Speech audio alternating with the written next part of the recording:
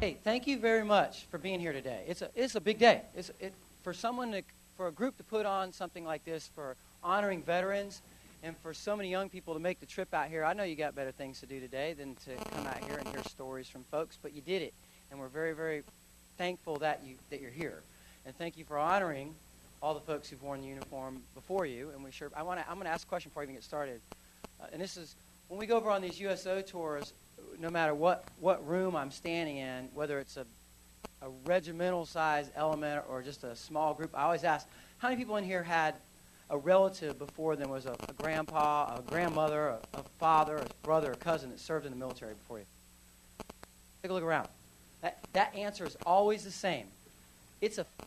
What you do is a family business. It's a family business. And it's so important. The rest of the world, they appreciate you. And they appreciate it, but they don't quite get it. And what it is, your job, sooner or later you're going to start figuring out, and I'm talking to all the folks, especially the young folks, sooner or later you're going to figure out that it's the people on your left and your people on your right. That's what it's all about. And I know when I walk in here, I get to do a ton of appearances. Between the band and this, I'm in front of people 200-something days out of the year. I don't take a moment of it for granted. You know why? Because I consider it an honor. It's an honor. It's a privilege. And it's a blessing. It's an honor and a privilege because all I'm doing is I'm telling stories about the people who are on my left and the people who are on my right. I'm bragging. I get to tell stories about them. I'm not one man up here bragging about, look what I did. I'm talking about the guys that were around me. It's a blessing because I love what I do. I really do. Whether I'm playing guitar and singing or I'm just up here talking, I love getting a chance to tell stories. And all I'm going to do is tell you stories, okay? Is there something going on behind me and making faces at me? All right. So the stories I'm going to tell you are no different. They're no different than our grandfathers would have told you about World War II or our uncles in Korea or my dad in Vietnam. Hey, man, you probably might give me just a tad bit more volume on this thing. It feels a little bit low. So, our uncles in Korea, my dad in Vietnam, or my best friends are in Afghanistan and Iraq right now. Because when you sit down with the folks over there and you say, hey, man, where are you from? What do you do? What's your job? Within 3 or 4 minutes, you know what they start talking about? The person who was on the left, the person on the right, man, you should have seen what so-and-so did. You should have seen what she did. You should have seen. The stories are always about the folks around you. Because by the grace of God, the only reason I'm here is because of them. And the only reason that any of these veterans that are in here today are here is because of the people that were around them on that day. So what I want you to get from this, I'm not here to tell you war stories, but there's just a point to all this. And what I want you to get when you walk out of here at the end is to remember how important you are as an individual. You're always going to hear someone talk about the team, all right? Team over me and all. Yeah, I'm not here to talk about the team. I'm here to talk about you as the individual because the team is nothing without you. And if you're not as great as you can be, if you're not everything that you are capable of, then the team is going to fail. They're counting on you.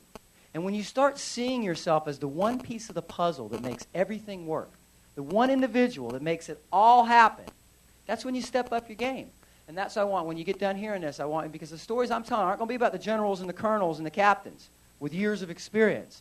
It was about the privates and the young sergeants and the team leaders at the lower level who did amazing things. All right?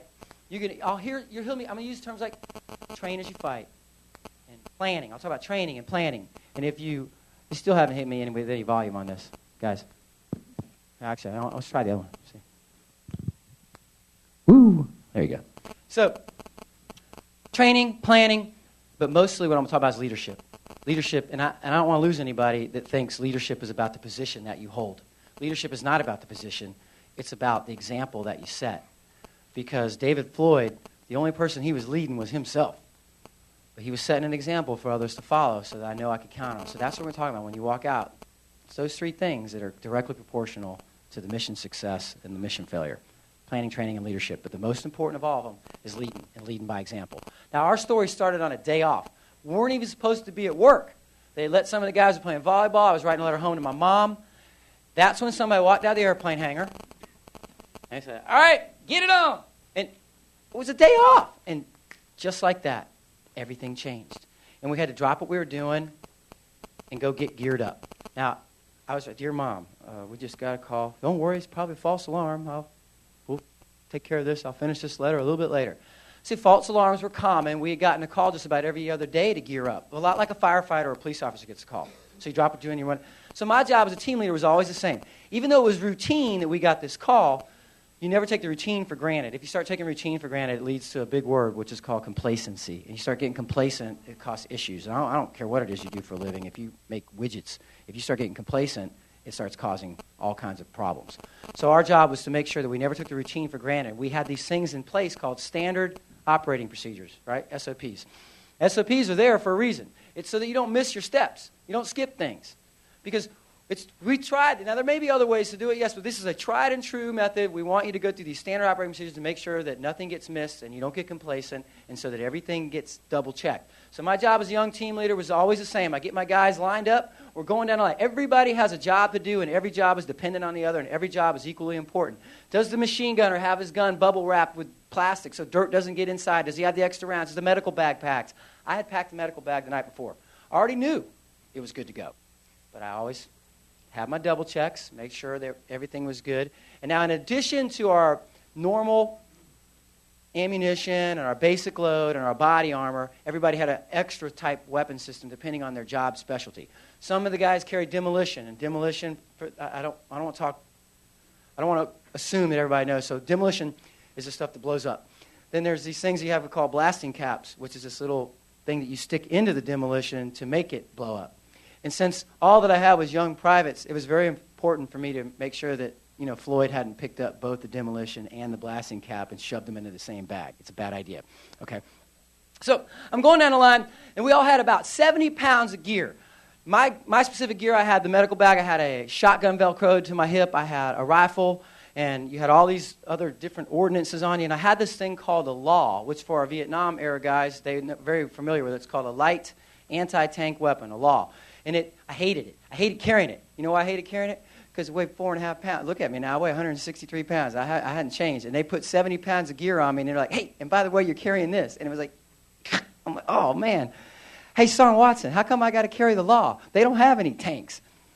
Because it's better to have and not need, Sergeant Thomas, than to need and not have. And I'm not carrying it, so you will. Right. So Sergeant Thomas carrying the law. So now, in the infantry, a squad is about 8 to 10 guys, right? So whether you're Marines, Army, it doesn't matter. Now,